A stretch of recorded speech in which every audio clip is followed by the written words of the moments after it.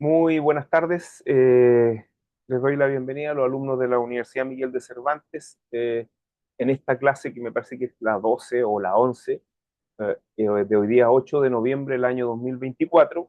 Y lo que les quiero indicar, primero, bueno, primero los anuncios en los que habíamos quedado, que eran los siguientes, que la próxima clase, el 15 de noviembre a las 18:30 vamos a tener la prueba del 30% online. Para los que no puedan darla a las 18:30, la pueden dar hasta las 9 de la noche. Hay cosas que yo voy a estar conectado, vamos a hacer clase y vamos a tomar la prueba. Lo otro, y la prueba va a entrar, es del 30% y va a ser sobre los materiales, que son el sistema acusatorio, el sistema inquisitivo o inquisitivo, el rol del querellante y la prueba ilícita que la voy a subir ahora. Eh, Hoy día, lo que quisiera ver sería el cierre de la investigación y la etapa intermedia. Ver quizás toda la etapa intermedia para dejar el juicio oral ya. Bueno, la formalización para empezar. La formalización, el cierre de la investigación y la etapa intermedia. Eso se debía ver hoy día para el 22 de noviembre tener una clase presencial en la cual podemos ver materias que son sumamente importantes, que son las cautelares y las salidas alternativas.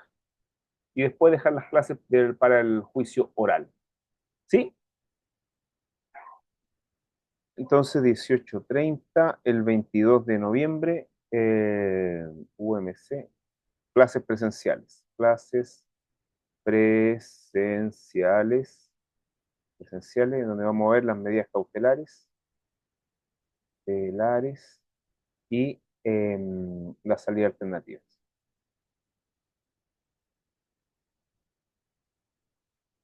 Ya. Dudas, consultas, todo esto lo voy a dejar en el Classroom. ¿Alguna duda, una consulta antes de que empecemos? Solamente que se presume, pero usted indicó que va a ser la prueba, parece que oral, ¿no? Sí, oral. Ya, ya, Mm. Oral. perfecto. ¿Ya? Gracias. Ya. Sí, eso. La primera prueba fue oral, no fue oral, claro. La segunda solemne va a ser escrita. Ya. ¿Alguna duda, alguna consulta antes de que empecemos? ¿No? Sí, No. A ver, finalmente va a ser oral o escrita. oral, oral, Oral, ya. sí, oral online, ¿ya? Ok, ya. A ver, la clase pasada me parece que fue presencial, vimos las diligencias de investigación y vimos varias diligencias de investigación que eran las más importantes, la entrada de registro, la interceptación de comunicaciones y algunas más. Me parece y empezamos la formalización, ¿sí? ¿Se acuerdan? Me parece que así fue.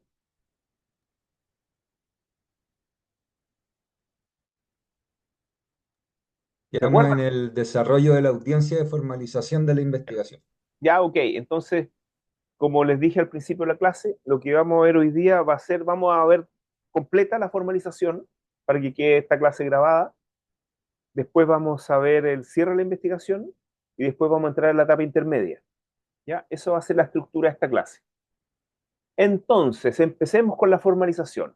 La formalización, primeramente, se encuentra tratada en los artículos 229 y siguiente del Código de Procedimiento Civil. Perdón, Procesal Penal, ahí sí, Código Procesal Penal. Entonces, 229 y siguiente del Código Procesal Penal. A ver, siempre cuando se conversa de la formalización, uno plantea que la formalización puede ser vista de diversas dimensiones. Desde una perspectiva, la formalización es una audiencia judicial, es una audiencia. Desde otra perspectiva, la formalización de la investigación es una actuación propia y autónoma del Ministerio Público, y desde quizás la perspectiva del imputado, la formalización constituye una garantía para el imputado por razones que ya voy a indicar. Veamos primero la perspectiva de una audiencia judicial. Lo que pasa es que la formalización se desarrolla, esa actividad de formalizar la investigación se desarrolla en una audiencia judicial que tiene varios elementos, elementos de validez y también una dinámica de desarrollo. Desde esa perspectiva también esta audiencia va a, va a determinar que la investigación se clasifique en investigación deformalizada e investigación formalizada. Vamos a ver que en la investigación formalizada se pueden pedir varias cosas y se pueden decretar varias cosas que no se pueden decretar cuando la investigación es deformalizada, es decir, cuando no ha habido formalización y no ha actuado fundamentalmente el juez de garantía, en este caso. Desde la segunda perspectiva, la formalización de la investigación es una actuación del Ministerio Público, podríamos decir un acto jurídico procesal del Ministerio Público, y como es del Ministerio Público, la naturaleza jurídica sería esencialmente un acto de la administración del Estado, en este caso del Ministerio Público como ente estatal. ¿Y cómo podríamos definirla desde esta perspectiva? Porque al final esta es la perspectiva quizás más clásica, desde donde se puede ver la formalización. Se podría definir como el acto jurídico procesal del Ministerio Público por el cual éste comunica al imputado que se está siguiendo una investigación en su contra por determinados hechos más la calificación jurídica de los mismos. Eso sería la formalización de la investigación desde el punto de vista del Ministerio Público. Un acto del Ministerio Público por el cual al imputado se le comunica que está siendo investigado por determinados hechos que son narrados y la calificación jurídica a juicio del Ministerio Público.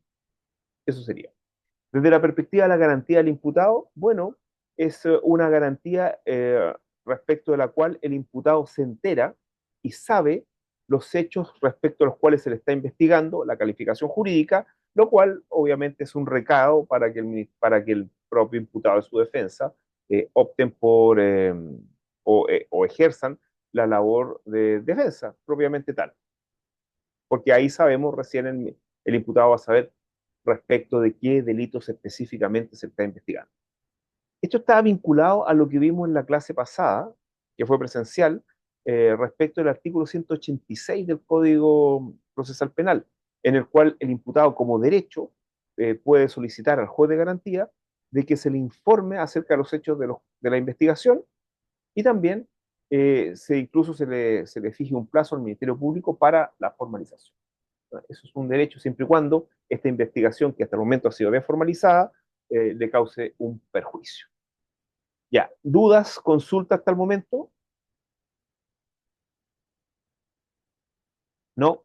Bueno, respecto a la función de la formalización de la investigación, ya lo hemos hablado. Respecto a la naturaleza jurídica, obviamente un acto administrativo.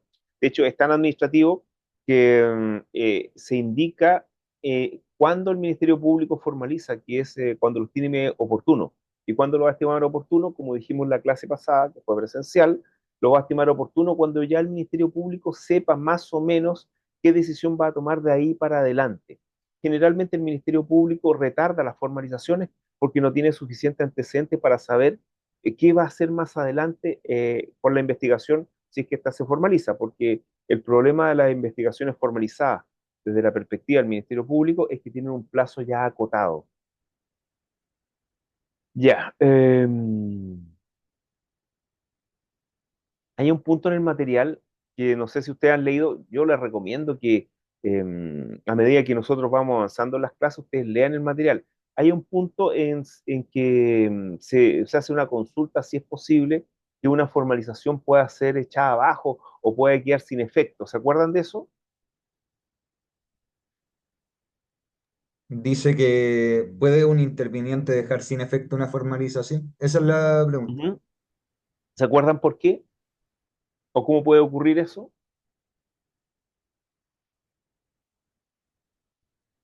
Bueno, como Cuando no acto se de... presenta el ¿Sí? fiscal, cuando no No, hay quien acuse.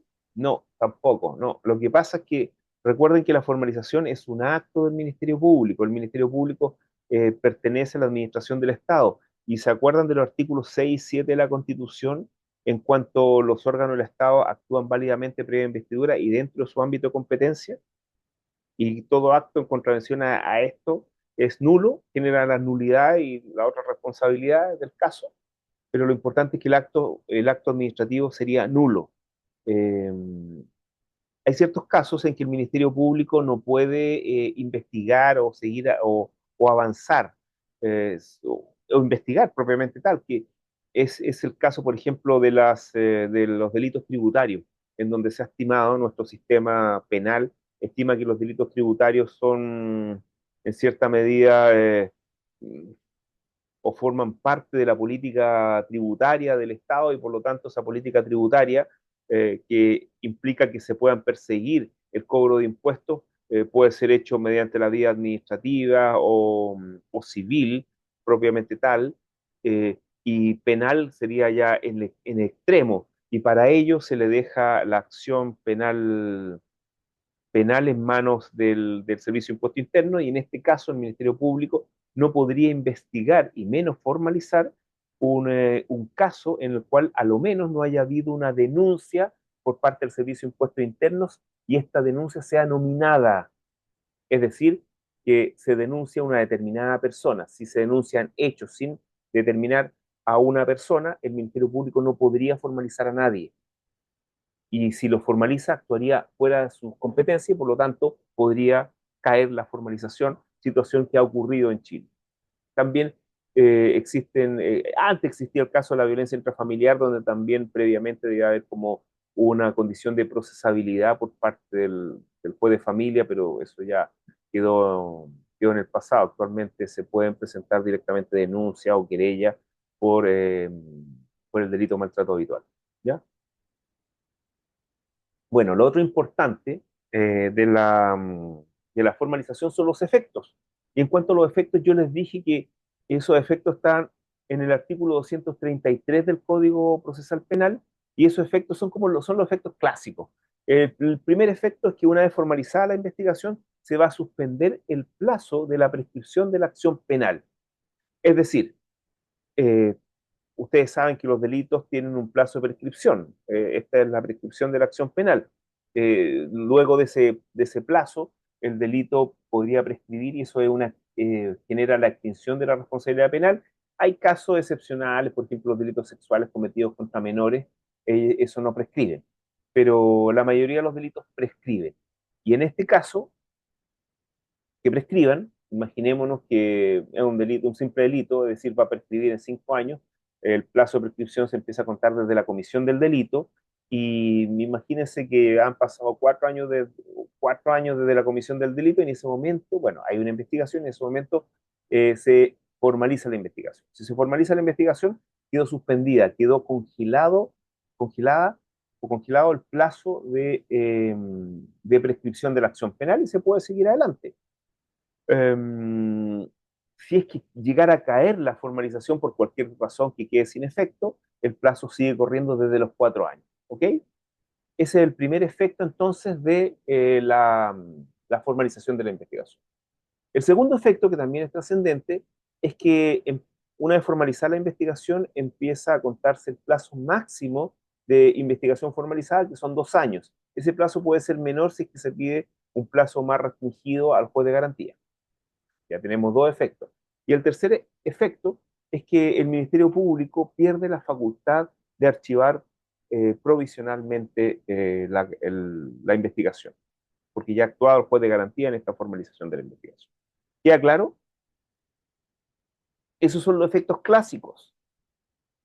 Sin embargo, ustedes pueden revisar el material y en el material van a encontrar que existen otros efectos que están fuera del 233. Y esos efectos, por ejemplo, son que se pueden pedir, conforme al 139 y siguientes, se pueden pedir cautelares personales una vez formalizada la investigación. Antes que esté formalizada la investigación, no se pueden pedir cautelares personales. También se pueden promover salidas alternativas. Desde ahí se pueden promover salidas alternativas. ¿Alternativa a qué? Alternativa al juicio. También se puede solicitar el juicio inmediato en los casos en que el juicio inmediato proceda frente a que sea un juicio simplificado o abreviado eh, ante el juez de garantía. También se puede rendir prueba anticipada, que es también importante. También se puede pedir la declaración judicial y también se puede pedir, como ya les dije, un plazo de investigación más reducido. Es decir, tienen uno, dos, tres, cuatro, cinco, seis, tienen por lo menos 9 efectos de la formalización de la investigación. Para cuando les pregunte, son más de los 3 efectos del 233. ¿Sí? ¿Queda claro? Si ustedes tienen alguna duda, alguna consulta, me la hacen saber y conversamos de ello, ¿ya? Sigamos. Creo que habíamos quedado acá. Creo que quedamos en el desarrollo de la audiencia de formalización. ¿Sí? Parece que era eso. Sí, profesor. Retomemos de ahí entonces. A ver, ¿qué pasa primero? ¿Qué va a pasar primero cuando existe una audiencia de formalización? Desarrollo. Lo primero es que el juez de garantía, al iniciar la audiencia de formalización, tiene que constatar que estén todos los intervinientes cuya presencia es necesaria so pena de nulidad. ¿Quién tendría que estar? A ver, esto es re fácil. A ver, ¿quién tendría que estar en una audiencia de formalización? A ver, empecemos. Empecemos con los intervinientes. El imputado. Ya, el imputado, porque si no está el imputado, ¿a quién le van a comunicar los hechos investigados? Obviamente. El Primero, Ministerio tiene que Público. estar. Ya, el Ministerio Público, ¿por qué tiene que estar? Porque es el que investiga y acusa. Ya, pero ¿y qué significa eso? Es el Ministerio Público que va a formalizar al imputado. Ya, sí, ok. Esto tiene que ver con el principio acusatorio. El principio acusatorio significa, o tiene como, bueno, significa que las funciones de investigación y de acusación están entregadas a un ente diferente que el Poder Judicial o el juez, en este caso al Ministerio Público. Pero esto tiene consecuencias. Y la consecuencia que tiene es que el juez no puede actuar de oficio. El juez siempre tiene que actuar a petición o requerimiento de alguno de los intervinientes. Y en el caso de la formalización, el único que puede formalizar, como es el Ministerio Público, tiene que estar presente. ¿Para qué? Para llevar adelante su petición de formalización. Entonces, el Ministerio Público no puede faltar. ¿Quién más no puede faltar? El defensor. Bien, el defensor jamás puede faltar porque en estas audiencias tan trascendentes es necesario, conforme al artículo 10 del Código Procesal Penal, esto de la cautela garantía, que siempre esté el defensor para asesorar y aconsejar al imputado. Siempre. Ya. ¿Y quién más?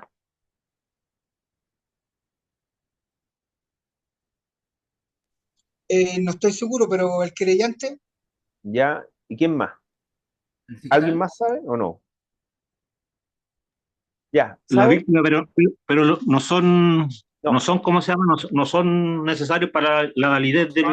No son indispensables para la validez. Correcto. Justamente, no son indispensables para la validez. Eso sí, que tienen que tener la oportunidad de concurrir. ¿Eso qué significa? Que si no se les cita, la audiencia igual podría ser nula, podría no desarrollarse. Tienen derecho a concurrir, por lo tanto tienen que ser citados. Ahora, si no van, la audiencia se hace igual. La víctima y el creyente no son indispensables para que se haga la audiencia de formalización de la investigación. Entonces, ya sabemos que, primero, primero el juez de garantía, como dirige la audiencia, tiene que constatar de que estén los intervinientes que tienen que estar. Y también tendrá que constatar que la víctima y el querellante, si lo hay, hayan sido citados. ¿Ya? Bueno, ustedes saben, pues si falta algún interviniente, a ver, empecemos, porque estamos siguiendo la estructura del material. A ver, si falta algún interviniente, si no llega el fiscal, ¿qué va a pasar? No se puede acusar y no se puede dar paso a No, la ¿cómo que formalización. acusar? ¿Cómo que acusar? Estamos en la No hay formalización. formalización. No hay formalización. Tengan cuidado con el uso del lenguaje, porque fíjense que la acusación se da en la etapa intermedia, de hecho, abre la etapa intermedia, entonces no pueden decir acusar. La formalización es de la No se investigación. puede imputar, no se puede imputar y queda nulo. No se puede formalizar o no se puede realizar la Exacto. audiencia de formalización. Pero más que nada, claro, no se puede realizar la audiencia de formalización, porque quien formaliza es el Ministerio Público. Ahora, podría haber una responsabilidad disciplinaria del fiscal a cargo, porque solicitó una audiencia en la cual no fue, por lo tanto, podría el juez de garantía solicitar un informe al Ministerio Público para ver por qué se agendó una audiencia y a la cual no fue, lo cual le hace perder recursos al Estado, también le hace perder tiempo al imputado y al querellante y a la víctima, así que fueron citados, y fueron. Ya. Entonces, si falta el Ministerio Público, no se va a hacer la audiencia porque no hay quien promueva la petición. No, no está. Como es acusatorio, tienen que promover su petición. Ya. Aquí viene algo importante. ¿Y qué pasa si falta el imputado?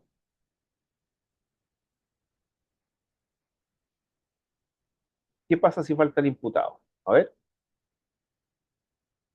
¿pasa algo o no? El Eh, fiscal consulta al juez si estaba A ver, notificado. bien, bien. A ver, bien, claro, pero imaginémonos que esté notificado, porque si no está notificado, obviamente que no se va a hacer. Pero si está notificado y no va el imputado, ¿se hace la audiencia? Sí, No, pues ¿cómo se va a hacer? No, Pues no si se puede hacer. no se No, puede hacer si Decreta no nueva está. fecha. Ya, si no va estando notificado, se va a decretar nueva fecha y dependiendo de cómo estaba notificado, o sea, dependiendo de si está percibido conforme al artículo 26 del Código Procesal Penal, se le va a notificar todo por el Estado Diario, dependiendo qué pasó con la notificación. Por ejemplo, si estaba percibido por el 26 y después dice que se cambió, bueno, todo se notifica por Estado Diario. Pero si estaba bien notificado y no fue, ¿qué va a pasar con el imputado? ¿Se decreta orden de arresto? Realmente una orden de detención. Ya. Acuérdese que hay tres Ah, cosas sí, diferentes, sí. hay tres privaciones de libertad que son diferentes. La detención, la prisión y el arresto. Son tres cosas diferentes y creo que lo vimos al principio del curso. Revisen los videos. Pero en este caso la detención, es decir, se le da una orden a la policía para que lo traiga a la fuerza al juzgado, es decir, para que use la fuerza pública para el solo efecto de que comparezca, nada más. Esa es la detención y se acaba la detención. Profesor, Ya, disculpe, ¿sí? en ese acto, claro, vinieron todos los demás intervinientes, menos el imputado. Se decretó la orden Y de... estaba bien notificado. Sí, estaba bien notificado. ¿Y qué pasa con los demás intervinientes? Porque a él lo van a detener, lo van a traer al tribunal, pero se notifica a los demás que el hora de audiencia es más o menos expresa eso. ¿Cómo se hace? Mire, lo que me ha tocado es que, y bueno, así se hace, es que Mm. sale, bueno, sale la orden de detención y cuando lo detienen, lo pasan a control de detención al día siguiente y a los intervinientes le mandan un correo electrónico notificándole que hay un control de detención al día siguiente o, claro, al día siguiente de la detención. Y ahí uno ve, y uno tiene la posibilidad de comparecer, por ejemplo, si es querellante. Exacto, ya, ¿Ya? gracias, El profesor. Ministerio Público siempre va a ir, así que, Está ahí. claro. ¿Y qué pasa si no llega el defensor? ¿Se hace la audiencia? No podría porque la ley él tiene un derecho el imputado El de tener imputado a tener defensa. este defensor. Claro. Mm. Claro, incluso por cautela garantía, podrían decir ya, podría decir el juez ya, se le asigna defensor penal público, pero no conoce al defensor penal público, no ha hablado nada de esto, entonces podría suspenderse para otra ocasión o podría dársele un tiempo al defensor penal público para que se interiorice de los antecedentes y esté preparado para la formalización. ¿Y qué le va a pasar al defensor si no va? ¿Le pasa algo?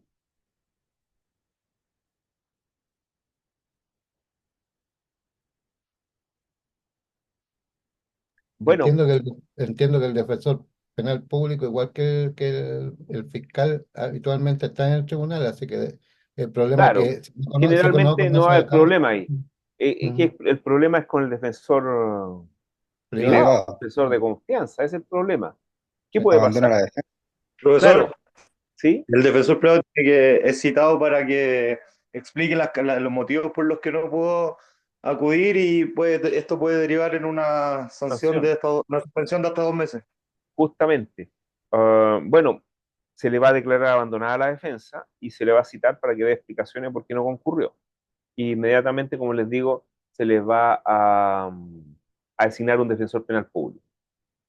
Ya, vamos al desarrollo propiamente tal de la audiencia de formalización, que por lo demás está como bien de moda, porque me imagino que ustedes han visto audiencia de formalización en la televisión últimamente, y también ha habido esta audiencia al 186, también ha habido últimamente esa audiencia. Pero ustedes han visto, no sé, la formalización de, no sé, pues un ex general director de Carabineros, un ex director de investigaciones, o dos ex directores de investigaciones, han habido alcaldes también formalizados. Entonces ustedes más o menos han visto cuál es la dinámica. Y la dinámica es la siguiente. Una vez que el juez de garantía ya determina que están todos los intervinientes que tienen que estar, cuya presencia es obligatoria para que se desarrolle la audiencia, lo que va a hacer es darle la palabra obviamente al fiscal, porque el fiscal fue el que pidió la audiencia y él tiene que comunicar los hechos respecto a los cuales se está investigando a determinado imputado. Y ahí cuenta los hechos, cómo se desarrollaron, etcétera. Ahí verá la temática que se ocupa. Una vez que cuenta, una vez que ya señala los hechos y señala también la calificación jurídica que a juicio del Ministerio Público merecen estos hechos, se le pregunta al imputado lo siguiente: si es que entendió lo que el Ministerio Público dijo, solamente si lo entendió, nada más, no si es cierto o si es mentira, solamente si lo entendió. Bueno, si lo entendió, podemos seguir adelante y también el imputado, el mismo, o incluso a través de su defensa, podrá hacer algunas aclaraciones. Incluso la defensa podría pedir que declare el imputado que preste declaración judicial, lo que va a implicar de que le pueda consultar todos los intervinientes al imputado acerca de los hechos, incluso hasta el juez podría también hacer alguna consulta. Situación que no se da, generalmente no se da esa situación de que declare judicialmente inmediatamente después de la formalización. Es difícil. Bueno, y ahí terminó la formalización. Eso es la formalización, nada más que eso. Y ustedes han visto cómo la formalización a veces duran días, días en el sentido de duran audiencias que duran toda la mañana y después continúan la mañana siguiente. Y ustedes dirán, pero ¿tanto duran los hechos? A veces los hechos son bien complicados y pueden demorar días, pero dura días más que nada porque vienen peticiones accesorias a la formalización de la investigación. En general, la petición accesoria más importante, bueno, son dos realmente las más importantes, pero en un grado de importancia yo creo que es primero la discusión de las cautelares personales, porque una vez que esté formalizada la investigación, el querellante o el Ministerio Público, incluso hasta la víctima, puede pedir que se apliquen medidas cautelares personales al imputado. Bueno, desde la prisión preventiva, siguiendo hasta las de menor intensidad. Eso sí, que la prisión preventiva solamente puede ser pedida por el querellante y por el Ministerio Público. Y esa discusión puede demorar mucho. ¿Por qué? Porque hay que ver cada uno de los elementos que determinan la imposición de una medida cautelar, más que la imposición, la resolución de una medida cautelar. Vamos a ver que, bueno, eso lo vamos a ver en la clase de la próxima semana seguramente, o la clase de la subsiguiente presencial, me parece la subsiguiente presencial, donde vamos a ver qué discusión se da y qué elementos hay que llenar, hay que ir llenando con antecedentes probatorios para que se aplique una medida cautelar, específicamente, o la más importante en este caso, la prisión preventiva.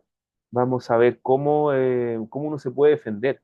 Y también nos vamos a dar cuenta de que si uno está formalizado, si un imputado está formalizado por un delito grave, como por ejemplo han sido en estos casos las violaciones, en ese caso se da un problema respecto de uno de los requisitos en que está como casi acreditado solamente por la entidad de la pena que conlleva el delito. Entonces hay que defenderlo con los dos primeros requisitos que ya los vamos a ver, que tiene que ver con que exista una verosimilitud en los hechos por los cuales se formaliza, y por otro lado también que exista también presunciones fundadas de participación culpable, ¿ya? Bueno, lo primero entonces era, después de la formalización, las medidas cautelares. Y lo segundo es el plazo de investigación, donde en el plazo de investigación lo que va a hacer la defensa generalmente es pedir un plazo de investigación reducido, lo más reducido posible. ¿Por qué? Porque le va a poner trabas u obstáculos al Ministerio Público. Por eso el Ministerio Público a veces demora las formalizaciones, porque sabe que la defensa va a pedir un plazo de investigación reducido, sobre todo los delitos más graves. Eh, si no se llegara a pedir plazo de investigación, se entiende que corre el plazo de investigación que está en el Código Procesal Penal, y ese plazo de investigación son 2 años desde la formalización. ¿Ya? ¿Qué más puede pasar? Y pasa generalmente con los delitos pequeños, donde hay personas que han cometido delitos y que no tienen antecedentes penales. Generalmente inmediatamente el Ministerio Público ni siquiera pide medidas cautelares, sino que promueve salidas alternativas como podría ser la suspensión condicional del procedimiento, donde el imputado va a quedar sometido a un periodo de observación, que mínimo 1 año, máximo 3 años, y en ese periodo debe cumplir unas condiciones que son bien sencillas. Y si pasa el periodo sin que sea formalizado y que cumpla las condiciones, sin que haya sido revocada la suspensión, se sobresee definitivamente la causa. O también pueden operar el llamado acuerdo reparatorio, que en el acuerdo reparatorio, más que nada, un acuerdo entre la víctima y el imputado, donde el imputado se compromete, se obliga realmente a cumplir ciertas prestaciones en favor de la víctima, y una vez cumplidas o aseguradas estas prestaciones, también se sobresee definitivamente. Pero eso lo vamos a ver la clase del 22, 20 y tanto, el 22 de noviembre, ¿ya? Porque son cosas importantes, porque nos vamos a dar cuenta que la mayoría de o una gran cantidad de investigaciones termina con salida alternativa. Eso sería respecto de la formalización. ¿Sí? ¿Dudas, Una consultas consulta, respecto a esto? Ya, dígame. ¿cuál es el periodo de observación que se le da al imputado? ¿Es la tobillera?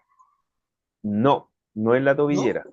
No es la tobillera. La tobillera es para el cumplimiento de una pena, ¿no? Generalmente para el cumplimiento de una pena. Hay un proyecto de ley para que las cautelares sean, pero más que también las cautelares sean la tobillera.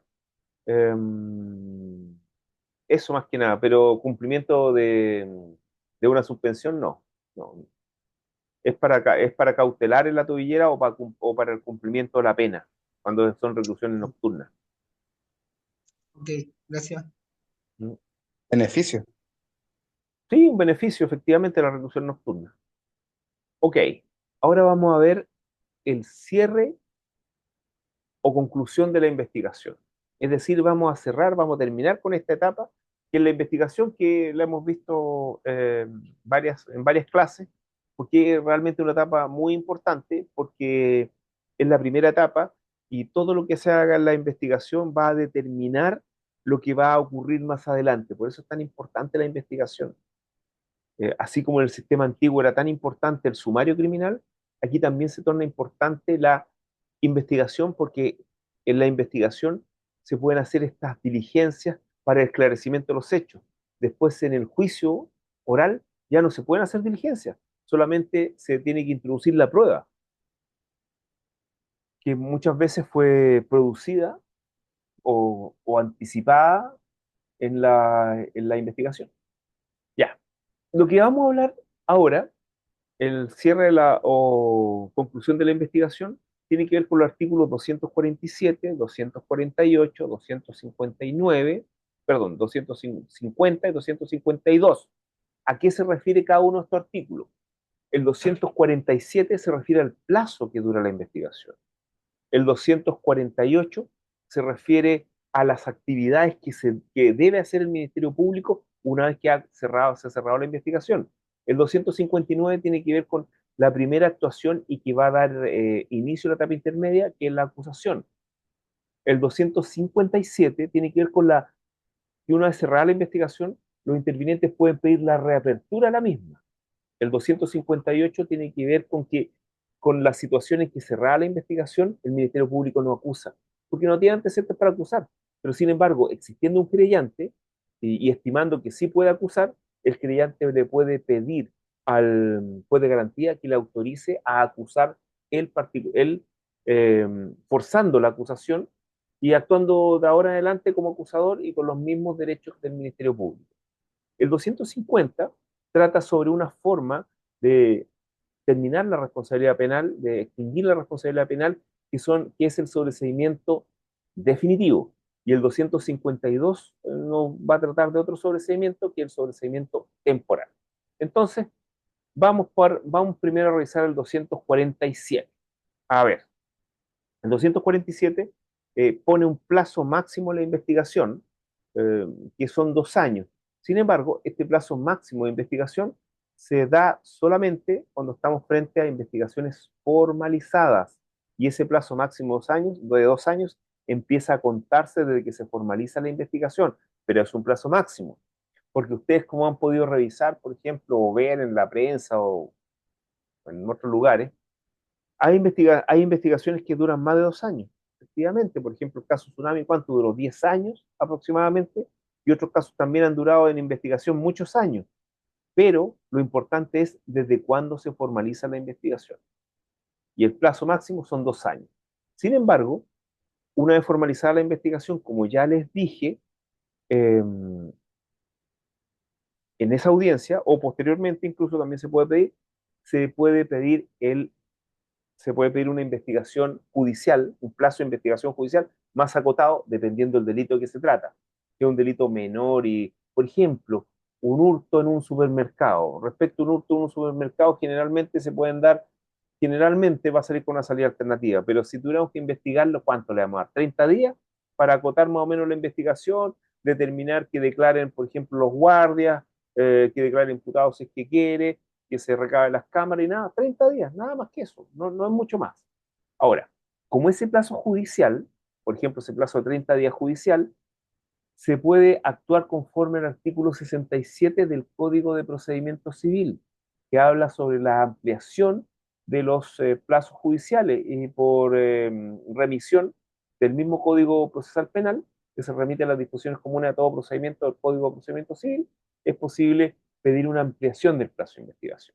Ahora, esta ampliación tiene que ser pedida con dos requisitos. Primero, tiene que ser pedida antes de que vence el plazo. Y segundo, con un fundamento plausible.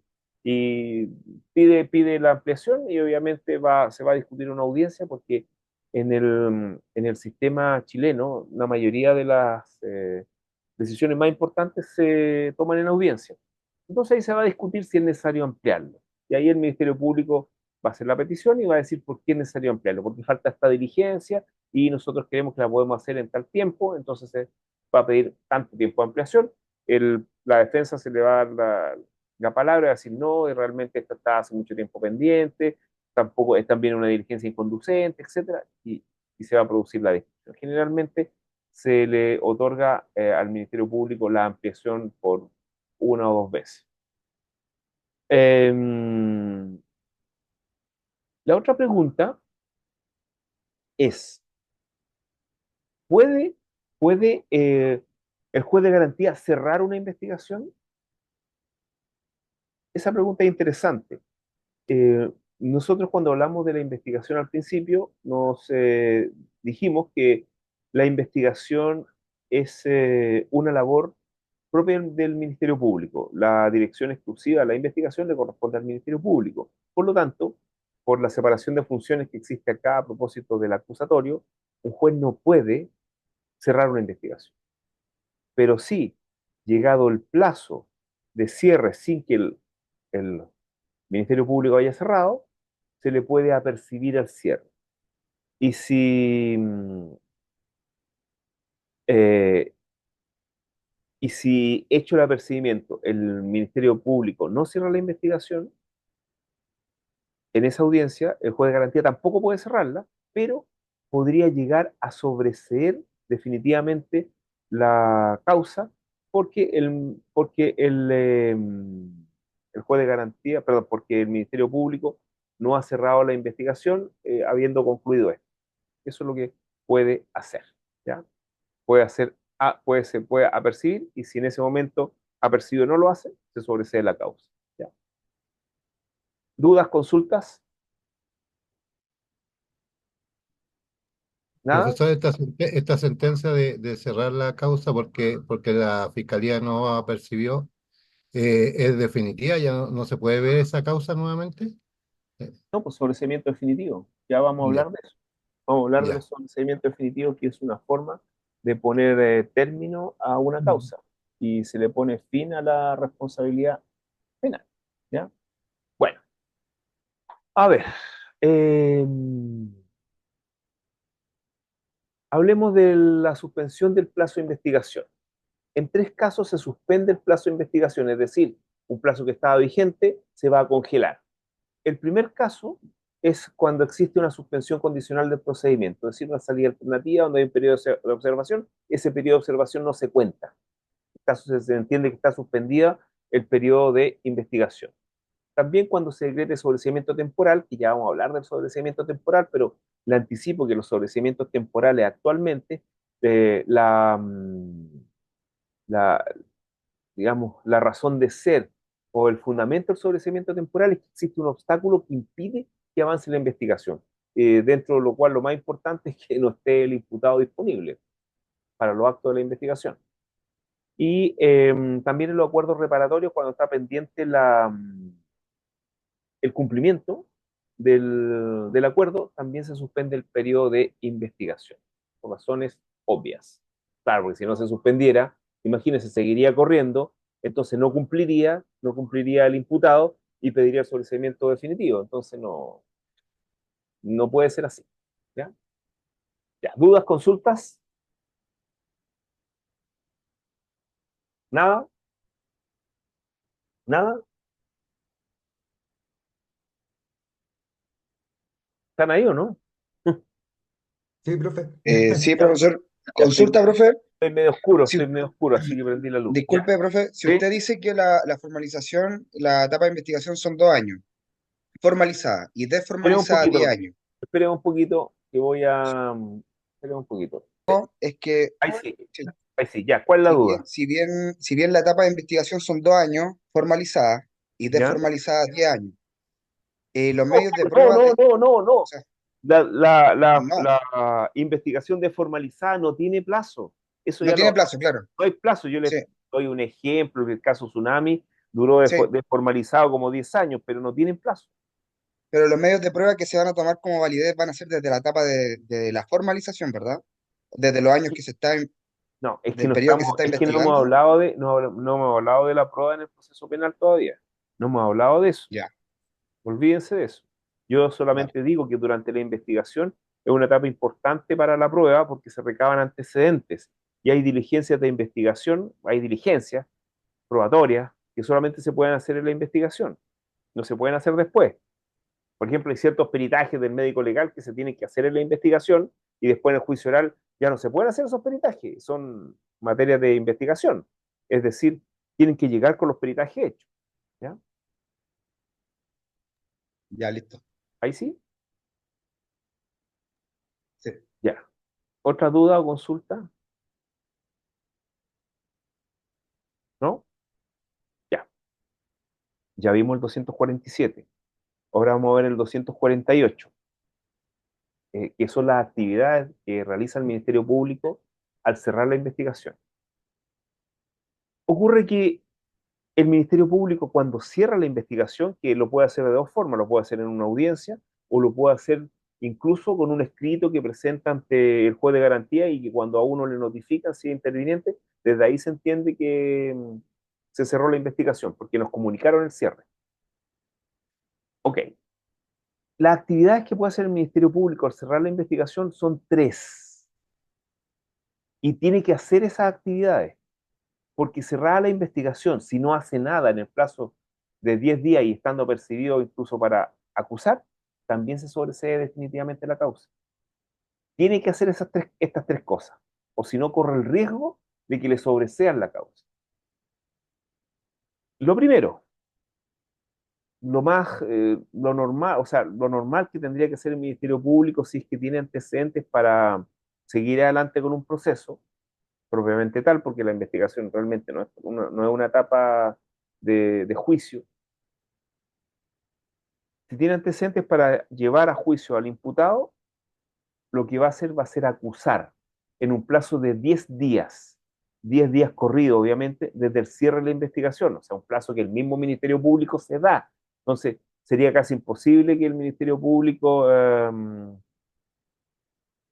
se le pasara el plazo. Sin embargo, han ocurrido situaciones en ese aspecto y por eso se modificó el artículo 248 y actualmente ese plazo de 10 días para acusar no es fatal. Es uno de los pocos plazos legales en nuestra legislación que no es fatal. El otro plazo legal que existe en nuestra legislación que tampoco es fatal es el plazo de 2 años que está en la ley como máximo de investigación. Tampoco es fatal. Es decir, ya tenemos dos plazos legales que no son fatales. Puede acusar. Dejémoslo pendiente lo de la acusación porque eso lo vamos a ver cuando entremos en la etapa intermedia. Segunda cosa que puede hacer el Ministerio Público. Puede pedir sobreseimientos dentro del plazo de 10 días desde la cierre de la investigación. ¿Qué sobreseimiento? El sobreseimiento definitivo y el sobreseimiento temporal. El sobreseimiento definitivo está en el artículo 250 y vamos a ver las causales, pero principalmente son causales que tienen que ver con la extinción de la responsabilidad penal. Por ejemplo, podría, podría pedir un sobreseimiento definitivo en vista de que el hecho no reviste carácter, no es delito, un hecho que no es delito. Ahora ustedes dirán, ¿cómo? ¿Entonces investigó un hecho que no era delito? Claro, hay situaciones o hay hechos que al principio parecen delito, pero después nos damos cuenta que no es delito. Ahora, ustedes van a decir, ¿por qué no aplicó la facultad de no iniciar? Porque formalizó. Entonces no podía aplicar esa facultad de no iniciar. O se dio cuenta después, cuando ya estaba cerrando la investigación, cuando estaba concluyendo el plazo de investigación, que el hecho no era delito. Ahí, no sé, se les puede ocurrir a ustedes, no sé, algunos ejemplos. A ver, un caso de explotación, un caso quizás de pornografía infantil, en que realmente las personas que aparecen ahí en los videos eh, parecían menor de edad, pero no son menor de edad. ¿Ah? Y hay consentimiento para hacerlo, y nosotros, no sé, son parte de la industria, quién sabe. Bueno, y después de la investigación se dieron cuenta que no eran menor de edad al momento de grabar los videos, por ejemplo. Entonces, lo que va a hacer en ese caso, el hecho no es delito y por lo tanto, va a pedir el sobreseimiento definitivo. O también cuando aparezca comprobada la inocencia del imputado. También el Ministerio Público, en uso de su principio de objetividad, debiera pedir el sobreseimiento definitivo, porque se dio cuenta de que era inocente el imputado, a pesar de haberlo formalizado, pero era inocente. ¿Ya? Y bueno, hay otras causales más que ya vamos a revisar cuando revisemos sobre el seguimiento definitivo. Y lo otro también podría pedir, dentro de estos 10 días, sobreseimiento temporal. ¿Qué es lo que es el sobreseimiento temporal? Bueno, realmente el sobreseimiento, tanto definitivo como temporal, es una resolución judicial. Lo que pasa es que el Ministerio Público la solicita y el juez la decreta. En general, el sobreseimiento temporal tiene que ver con ciertos obstáculos que impiden avanzar en el procedimiento. Uno de los obstáculos más importantes puede ser que se encuentre ausente el imputado, no aparezca, esté con orden de aprehensión y la orden de aprehensión fue despachada y la policía no lo encontró. Y en ese caso, si no aparece, por ejemplo, no va a aparecer para la audiencia preparatoria, tendrá que pedirse el sobreseimiento o no apareció para la formalización, por ejemplo, ¿sí? O no apareció para la discusión de medidas cautelares y está cerrada la investigación, hay que pedir sobreseimiento temporal. ¿Ya?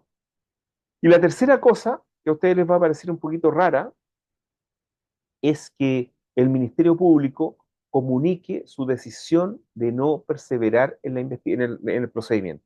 Decisión de no perseverar en el procedimiento, el denominado DNP. Te voy a DNPar, que dicen los fiscales, el DNP. Decisión o comunicación de la decisión de no perseverar en el procedimiento.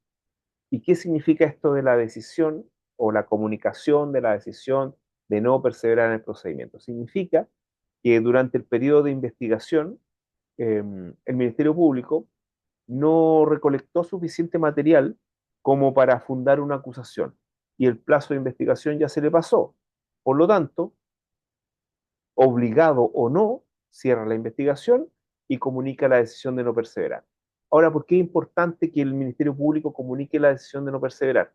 Porque en este caso se impide que se sobresea la causa y puede seguir siendo investigada el tiempo que falta para que opere la prescripción de la acción penal. Y con nuevos y mejores antecedentes se podría reabrir de manera administrativa ante el Ministerio Público la investigación. Pero esta comunicación de la decisión de no perseverar en el procedimiento se hace para que se complete el tiempo de prescripción con la posibilidad de que se reabra la investigación. ¿Sí? ¿Quedó claro o no? ¿Sí o no? ¿Sí? Sí, profesor. Ya, ok. Ya, miren, veamos el sobreseimiento, ya le anticipé esto, el sobreseimiento definitivo y el temporal. Me queda ver las causales. Bueno, yo les dije, yo les di dos causales, que son las de la letra A y la letra B. La letra A es que el hecho realmente no era delito, y la letra B es que está comprobada la inocencia del imputado. Está en la letra C, cuando el imputado esté exento de responsabilidad penal conforme al artículo 10 del Código Penal. Ahí está el loco de mente, y todo lo que ustedes saben. La D, cuando se ha extinguido la responsabilidad penal por cualquiera de los medios que establece la ley, por ejemplo, un indulto. Ahí se extingue la responsabilidad penal, pero no la pena. O sea, perdón, se extingue la pena, no la responsabilidad penal. No, una amnistía. La amnistía borra la pena y borra el delito. Una amnistía, por ejemplo. O E, cuando sobreviene un hecho que con arreglo a la ley también le pone fin a la responsabilidad penal, como por ejemplo, que es muy común, la muerte del imputado. Y, bueno, y la letra F, que es cosa juzgada, es decir, cuando se trataban de un hecho que ya ha sido materia de un proceso penal. Un hecho, acuérdense de la cosa juzgada como opera en materia penal, que cubre toda la hipótesis de delito, ¿no? Importantes son los hechos. Y las causales de sobreseimiento temporal, por ejemplo, en la letra A, cuando se requiere una decisión civil previa para el juzgamiento. Por ejemplo, la nulidad de un matrimonio, en el caso de la bigamia, o cuando el imputado no compareciera al acto del procedimiento, conforme lo expuesto en el artículo 99 del Código Procesal Penal, que tiene que ver la etapa en la cual falta. Cuando también el imputado cae en enajenación mental. ¿Ya? Ahí tienen las causales. ¿Ya? Dudas, consultas. Ahí ustedes lo pueden leer, 250, 252. Dudas, consultas. ¿No? Es una cosa bien importante respecto a los sobreseimientos. Para que se discutan los sobreseimientos tiene que fijarse una audiencia al efecto. Hay situaciones que algunos fiscales sorprenden no sé, al querellante en este caso y piden el sobreseimiento inmediatamente. Y si no está preparado el querellante para discutirlo, uno debiera pedir el reagendamiento de la audiencia o una audiencia donde uno esté avisado de lo que va a pasar. Ahora, yo entiendo que hay ciertas causales, por ejemplo, la muerte del imputado, donde no hay nada que hacer, va a estar certificado de defunción para ello. ¿Dudas, consultas? ¿Nada? No por mi parte, profesor. Ya. Vamos a ver dos cosas antes de irnos al recreo. Vamos a ver el 257 y vamos a ver el 258 del Código Procesal Penal.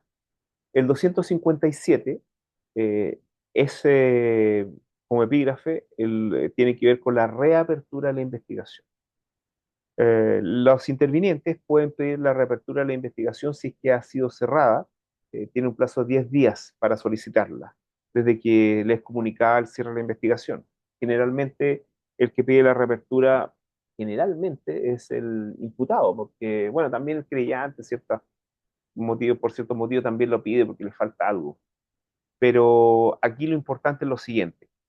Yo ya les dije que el juez de garantía siempre opera controlando la instrucción, controlando la investigación, controlando de que el fiscal con su actuación no traspase los límites legales ni los límites también constitucionales respecto a garantías de tercero y del imputado, principalmente el imputado. Y que la investigación le pertenece desde cierta perspectiva al Ministerio Público y que el juez de garantía no puede ordenar cerrar una investigación, pero sí puede ordenar la reapertura de una investigación.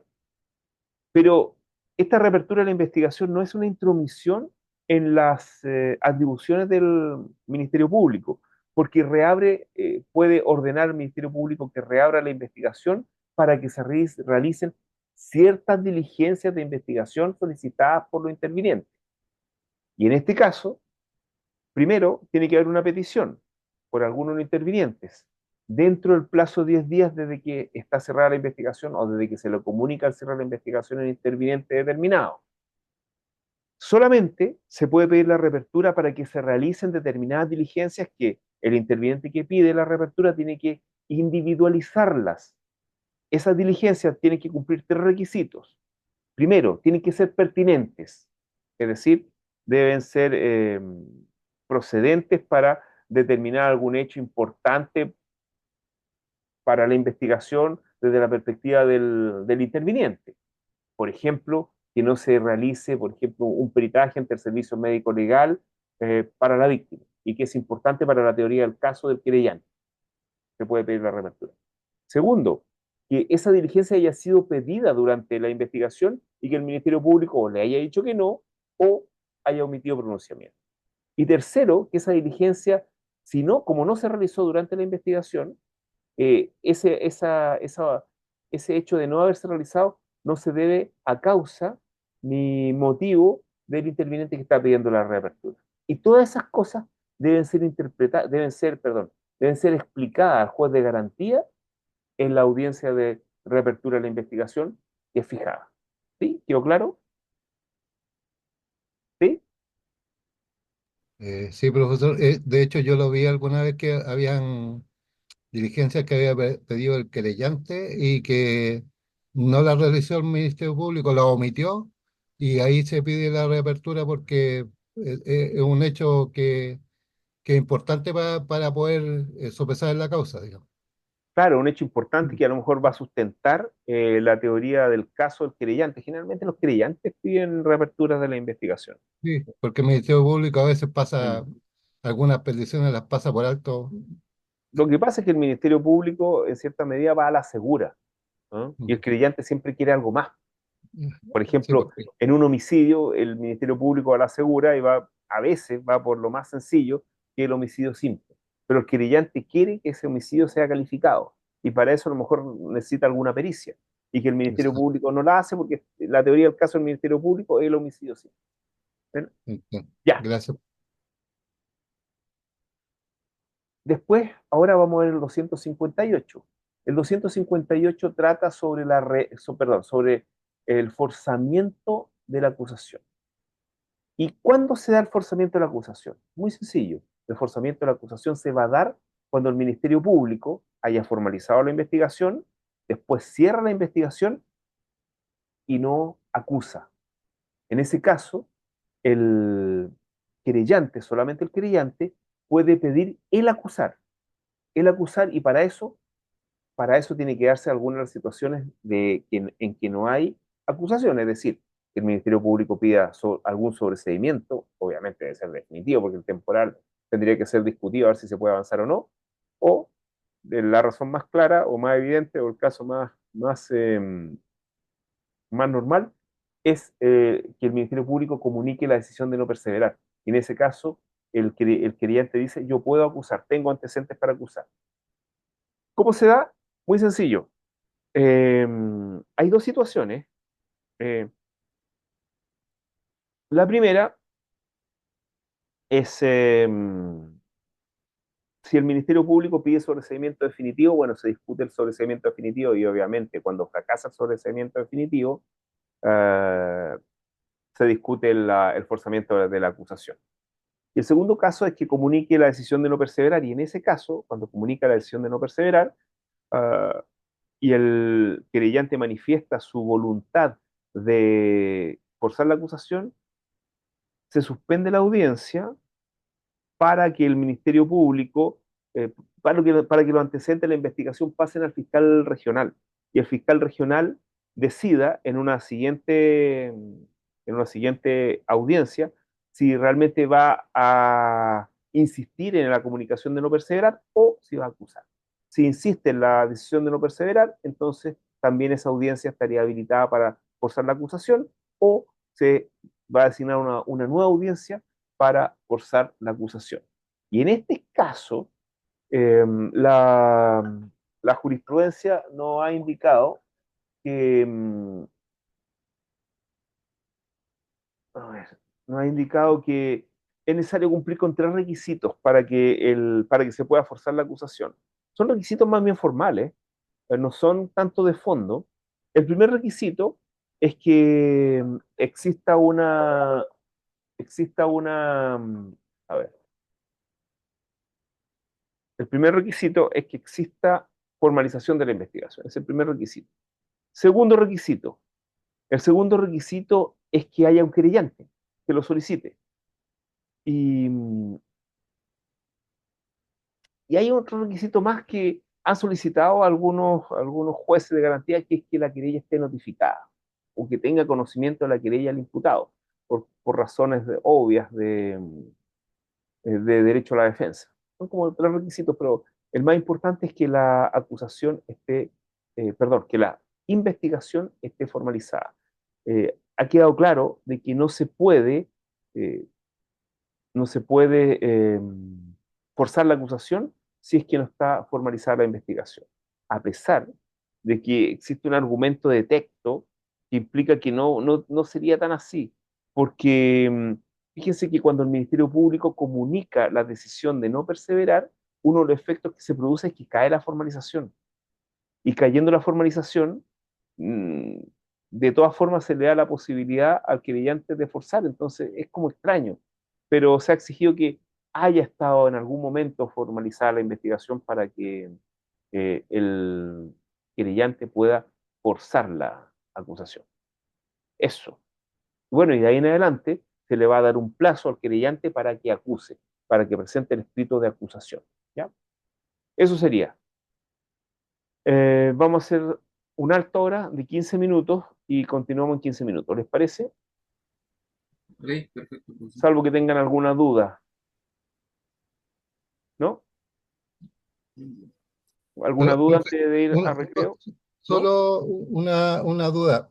Cuando la pide la reapertura del querellante, Ujú. el Ministerio Público y lo otorga obviamente el Tribunal de Garantía. ¿El Ministerio Público qué rol sigue ahí? Tiene que, o Se va al desaparece? Ministerio Público, Ya, desaparece. Y ya, la audiencia, de hecho, la audiencia preparatoria se va a llevar a cabo sin el Ministerio Público, solamente con el querellante. El querellante asume el rol de acusador.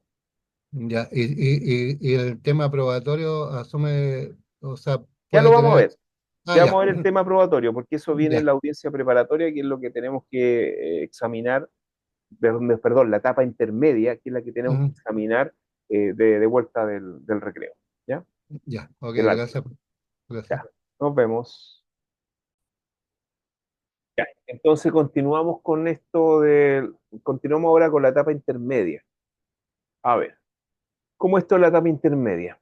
Bueno, si ustedes revisan el Código Procesal Penal y si revisan los documentos, se van a percatar que la etapa intermedia está dada de manera bien pedagógica en los artículos que van del artículo 259 al 280 bis. Esa es la etapa intermedia. Y la etapa intermedia puede ser estudiada leyendo un artículo después del otro y está en un orden. A ver, ¿qué pasa en la etapa intermedia? Pasan varias cosas. Por ejemplo, en la etapa intermedia ya podemos hablar de proceso propiamente tal. Antes la investigación no era proceso, era un procedimiento, era más bien su naturaleza jurídica, más bien administrativa, había quizá algunas decisiones jurisdiccionales que se tomaban, pero no es proceso, no es un proceso, no es un juicio. Recién juicio lo vamos a tener en la etapa intermedia. Entonces, si tenemos juicio ya en la etapa intermedia, tenemos partes ya en la etapa intermedia. También al haber parte y al haber juicio, también tenemos las etapas. La etapa intermedia es más bien una etapa, podríamos decir, de discusión, de ofrecimiento de la prueba, de depuración de la prueba, de depuración de la litis, etcétera. Son varias cosas que ocurren en la etapa intermedia. De hecho, en la etapa intermedia hay una imputación ya formal, hay una petición de pena. Eh, eh, la etapa intermedia comienza con la acusación, y la acusación es lo más parecido a la demanda en el proceso penal. O sea, en el proceso penal la acusación es lo que es la demanda al proceso civil. Y la otra cosa también importante es que algunos dicen, etapa intermedia. No, realmente, no etapa intermedia, sino que etapa de audiencia preparatoria.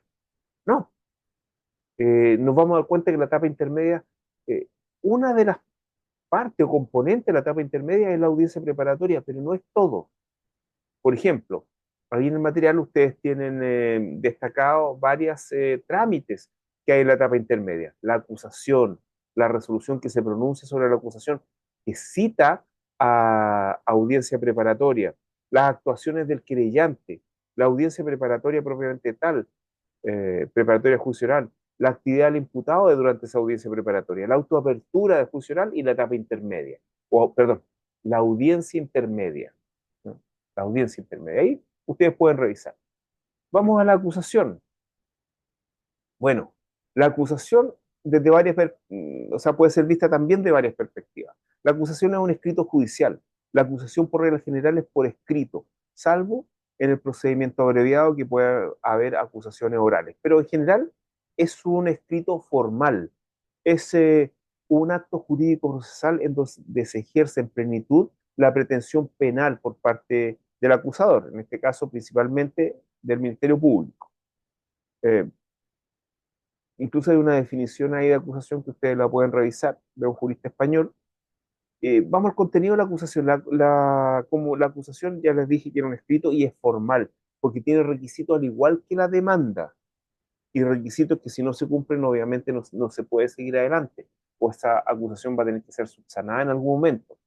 Y para eso va a pasar por los filtros o la observación del querellante y de la defensa del imputado, y también del juez. Bueno, ahí ustedes pueden revisar los requisitos del 259, pero son bien sencillos.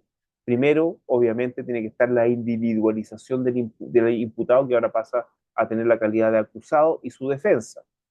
En segundo lugar, la relación circunstancial de los hechos, que le va a dar el marco de la congruencia a la sentencia, porque la sentencia no se puede pronunciar sobre hechos que no estén descritos en la acusación. Eso es muy importante. Y por otro lado, la acusación tampoco se puede pronunciar o tener como contenido hechos que no estén en la formalización. Por eso hay reformalizaciones en la etapa de investigación. Y por eso es tan importante también la formalización. Después viene la parte jurídica, el señalamiento de las circunstancias modificatorias de responsabilidad penal. Después la participación que se atribuye, el grado de participación que se atribuye cada uno de los acusados. Después los fundamentos jurídicos, es decir, los fundamentos, los preceptos legales o también, doctrina que se puede aplicar. Y aquí viene la parte importante.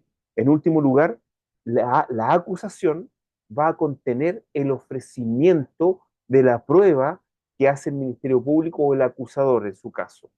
Es decir, aquí por primera vez estamos viendo, aparte de los testigos en materia civil, que hay una división entre, u opera una etapas diversas o momentos diversos en los cuales primero se ofrece la prueba, el Ministerio Público ofrece su prueba en la acusación, después viene eh, la rendición de la prueba, que es una etapa diferente. Ya vamos a ver que la rendición de la prueba se produce en el juicio oral. Y por último, la valoración de la prueba, que se produce en la sentencia. Incluso podríamos también ver una etapa de depuración de la prueba que también se produce en la audiencia preparatoria del juicio oral. Pero ya vamos a revisar. Entonces, es importante. La única prueba que se puede rendir es la prueba que se haya ofrecido en la oportunidad que corresponda y que después haya sido depurada por el juez de garantía y haya pasado al tribunal oral en lo penal a través de la autoapertura judicial. Ya. También en su caso la posibilidad de que el juicio, de que esto se lleve a cabo a través de un procedimiento abreviado. También hay otro componente que se agregó el año 2023 por la ley 21.577, en que es obligado el Ministerio Público, el fiscal, a pedir la pena de comiso en los casos que correspondan.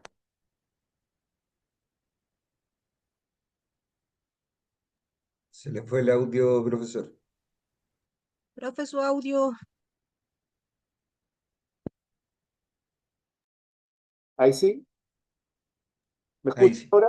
Ahí sí, ahí sí. Sí, lo que pasa es que se fue o sea, la batería se fue del micrófono, entonces estoy usando el micrófono ahora del de la cámara. Ya, pero me escuchan bien. Voy a tener que acercarme más a la cámara. Bueno, lo que decía que se creó la pena de, o sea, se creó la obligación de que el Ministerio Público indique en los casos que correspondan sobre qué bienes va a caer la pena de comiso, que la pena de comiso es una pena establecida en el Código Penal que implica que los bienes que han sido adquiridos a propósito del delito o sido objeto del delito, o sea, adquiridos a través de la actividad delictiva, pasa al Estado, ¿no? Principalmente este es el narcotráfico. Y bueno, el plazo para presentar la acusación ya lo vimos, que el plazo son 10 días desde el cierre de la investigación, pero también vimos que este plazo no es fatal y hay que percibir al Ministerio Público si es que no ha acusado en el plazo de 10 días. Ahora, el artículo, eso es el 259. El 259, el inciso final, se refiere al principio de congruencia. Ojo, al principio de congruencia. Ya, esperen un poco porque voy a ver si puedo arreglar el micrófono, ¿ya? Bueno, continuando con esto, ya vimos el artículo 259, veamos el artículo 260. El artículo 260 nos dice cómo se provee la acusación y la acusación, si cumple con todos los requisitos, se va a citar a una audiencia preparatoria a juicio oral no antes de 25 ni posterior a 35 días de presentada la acusación, lo cual genera problemas si se cumplen esos plazos, porque hay un plazo que corresponde a la actividad del querellante, que está en el artículo 261, que el querellante hasta 15 días antes de la audiencia preparatoria a juicio oral puede hacer determinadas cosas y una vez que se provean estas cosas que se pueden hacer, todo hay que notificarlo con 10 días de anticipación al imputado. Todo lo demás, entonces quedan como 5 días en los cuales se puede notificar al imputado, entonces muy difícil. Ya, el artículo 261. ¿Qué puede hacer el querellante?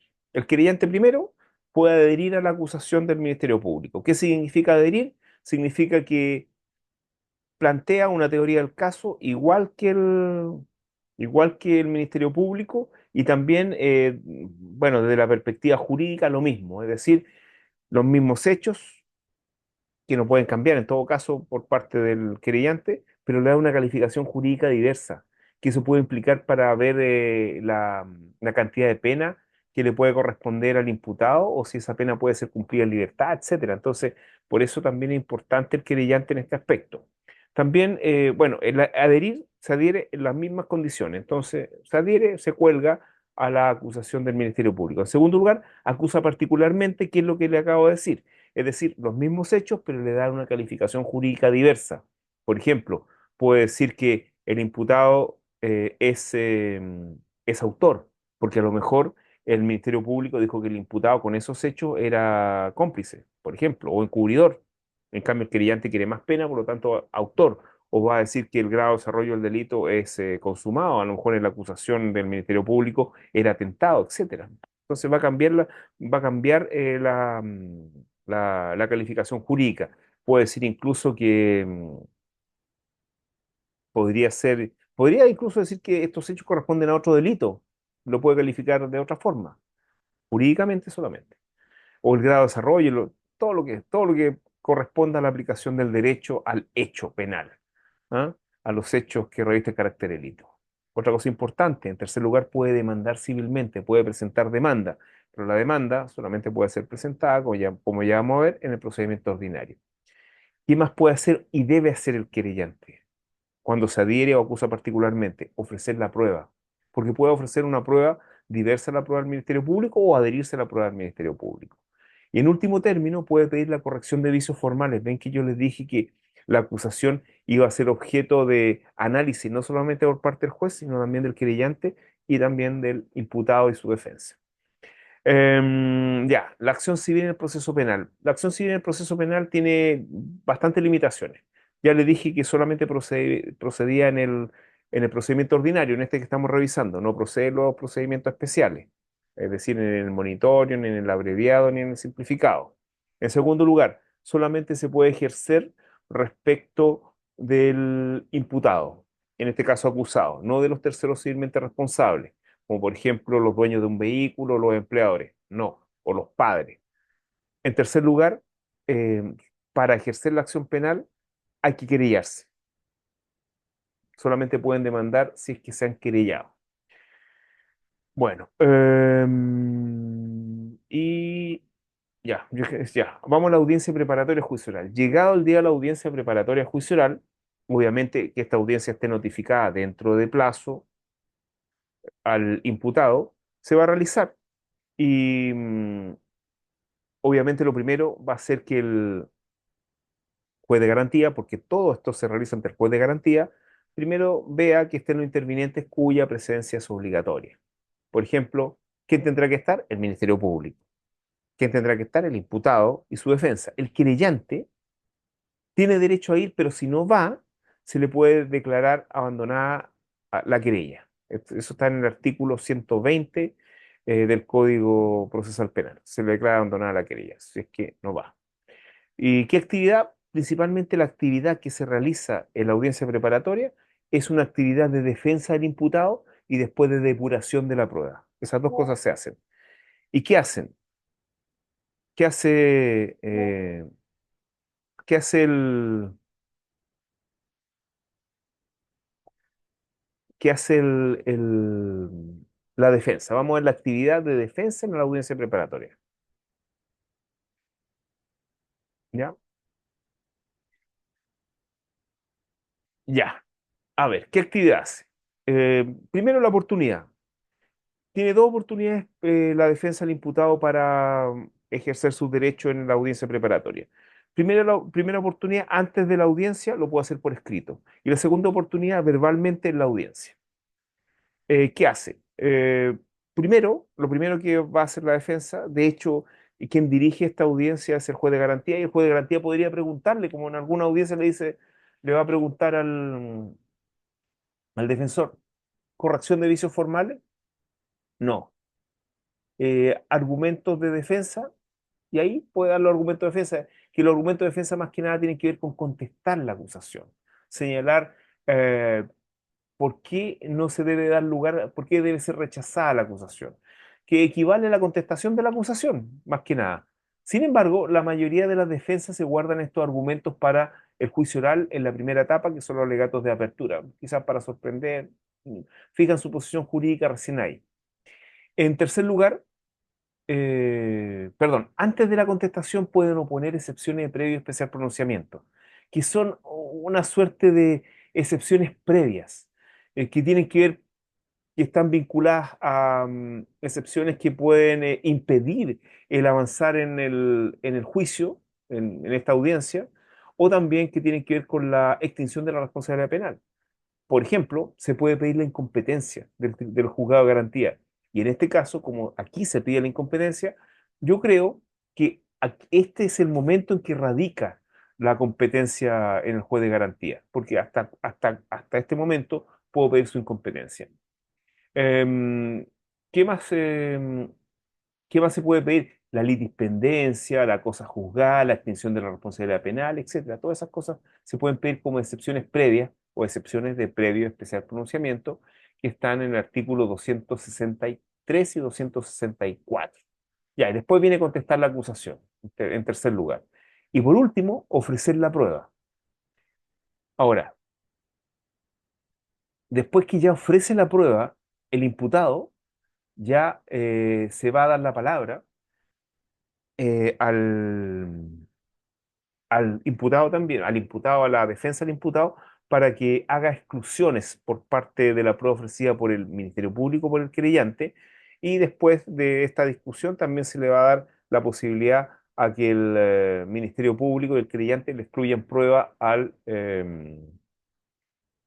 la defensa. La exclusión de prueba está tratada en el artículo 276 y puede ser, se pueden dar cuatro situaciones, dentro de las cuales la más importante es la cuarta. ¿Por qué se puede excluir prueba? Porque la prueba lo único que tiende a hacer es aprobar hechos públicos notorios, por lo tanto descargamos de esa prueba al juez, al tribunal oral en lo penal.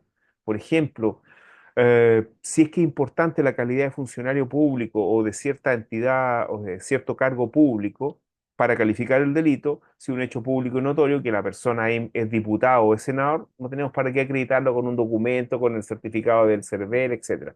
es un hecho público notorio, por lo tanto, no hay que probarlo. Se excluye esa prueba.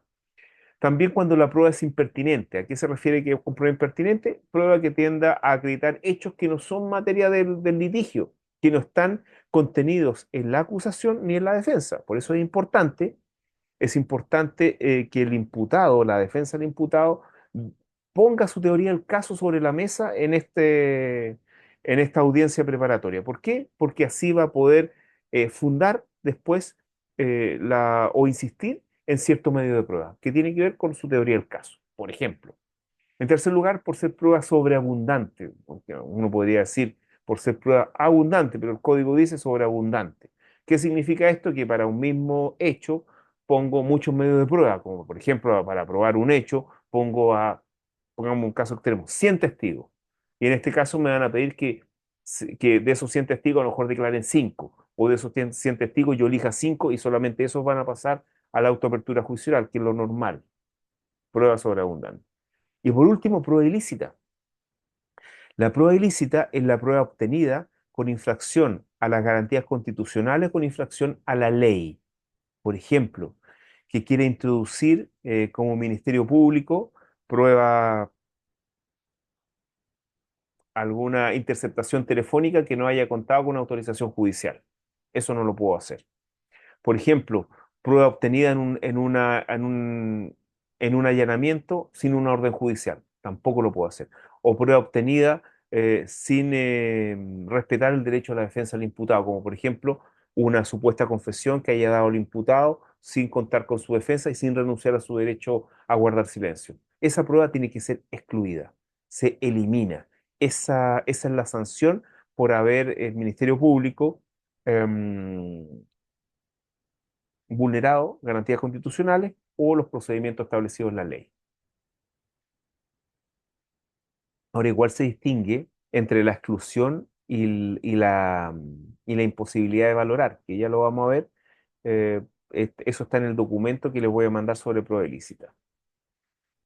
Bueno, la sanción por la declaración de prueba ilícita es que no solamente la prueba ilícita, la prueba declarada ilícita es excluida, sino que toda la prueba que derive de ella. Eso se llama la teoría de los frutos del árbol envenenado. Es decir, no solamente es ilícita la prueba obtenida con infracción a garantías constitucionales y con infracción a los procedimientos establecidos en la ley, sino que todo lo que se derive de aquella. Ahora, esto que la prueba ilícita pueda ser o no usada, hay límites. Y vamos a ver que cada vez hay límites más, cada vez la prueba ilícita está siendo arrinconada. ¿Han oído hablar de esto, de los tecnicismos legales, que una persona fue liberada por tecnicismos legales que aparecen en las películas estadounidenses? Bueno, se refieren principalmente a la situación de prueba ilícita. Ahora, la prueba ilícita cada vez ha sido arrinconada más porque cada vez, como es más compleja la sociedad, cada vez es más necesario que la prueba ingrese al juicio. ¿Y por qué? Porque muchas veces esa prueba ilícita va a servir para acreditar lo que realmente ocurrió y que la verdad judicial sea lo más similar, ojalá, a la verdad real. Ahora, hay varias doctrinas, teorías que buscan atemperar esta cuestión de la prueba ilícita. Hay mencionada por lo menos dos, que son el descubrimiento inevitable. Hay otra que se llama el vínculo atenuado. También existe otra razón por la cual la prueba ilícita es permitida, porque la prueba ilícita solamente es limitada para el acusador, pero el imputado se puede defender con prueba ilícita, para que sepan. ¿Mm? Bueno, aquí hay varias cosas que conversar. El caso audios, uno podría pensar a priori que es prueba ilícita, pero no es prueba ilícita, porque se podría basar en que existe una prohibición de revelar reuniones con el abogado, etcétera, pero realmente por secreto profesional, pero realmente el secreto profesional, el objetivo no es delinquir. Entonces, también hay un límite a la prueba ilícita ahí. Em, Ya, a ver, ¿qué más podemos ver? El auto de apertura juicio oral, artículo 277. Todo lo que se actúe en la audiencia preparatoria juicio oral va a quedar contenido en el auto de apertura juicio oral, que realmente que es una resolución judicial. Pero es una resolución judicial bastante interesante, porque no es una resolución judicial escrita, es una resolución judicial que se dicta de manera verbal, pero que va a ser pasada a a un acta, ni siquiera un acta, digamos a un contenedor que es escrito, pero lo que vale es lo que se dijo en la audiencia. Es decir, ni siquiera hay protocolización acá.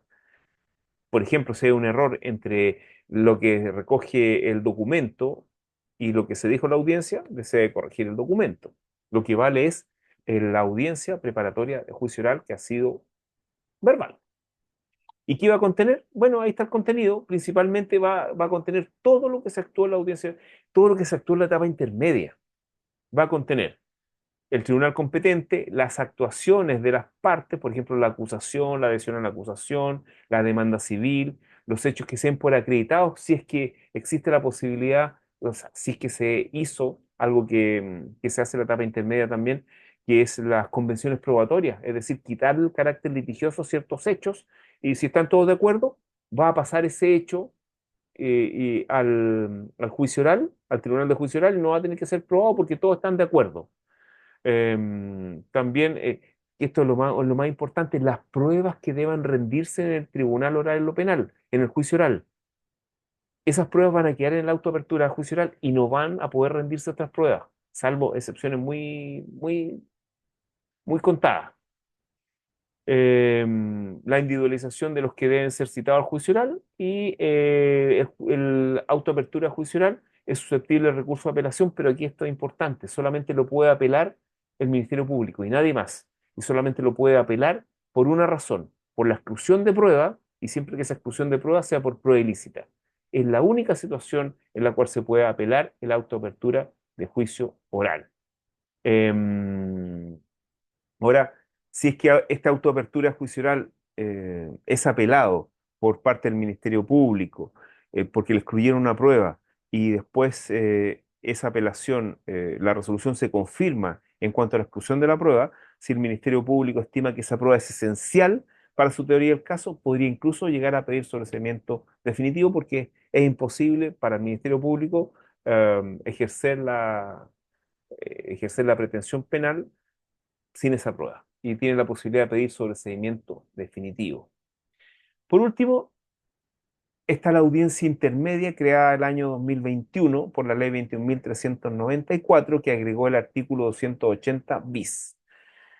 ¿Para qué es esta audiencia intermedia? Esta audiencia intermedia sirve para que después de la dictación de la autoapertura juicio y antes que llegue la autoapertura juicio al juzgado, perdón, al tribunal oral en lo penal, los intervinientes, las partes ya, puedan promover salidas alternativas o un procedimiento abreviado o hacer convenciones probatorias.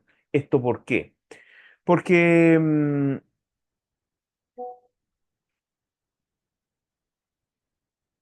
¿por qué razón? Por la siguiente razón, porque ocurría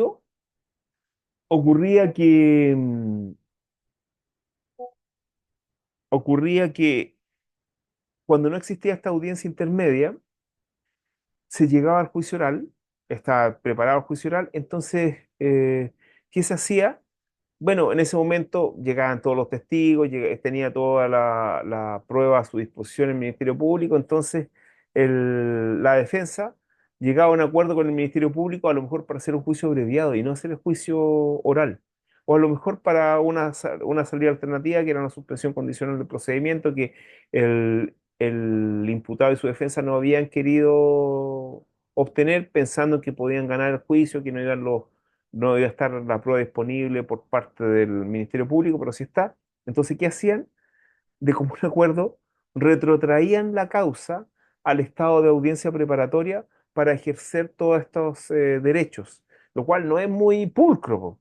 Entonces, frente a esta situación, mejor se creó una audiencia intermedia antes que llegue el autoapertura juicio oral al tribunal oral en lo penal y antes que comience el juicio oral. Entonces, tienen este periodo donde pueden pedir esta audiencia intermedia para ejercer todos estos derechos.